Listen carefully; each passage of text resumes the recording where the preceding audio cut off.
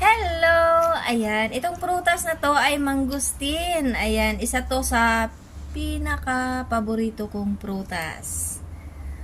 Medyo may kamahalan din yung price nito. Lalong-lalo na dyan sa Pinas. Medyo mahal yung presyo ng mangustin dyan. Kaya bihira lang makakain tayo ng mangustin dyan. So dito, maraming mangustin dito kung may pambili lang. So, ayan, libre po to ng amo. Kaya, kain tayo guys. Masarap pag libre. Ganon talaga. Masarap pag libre. Sarap talaga ng mangustin.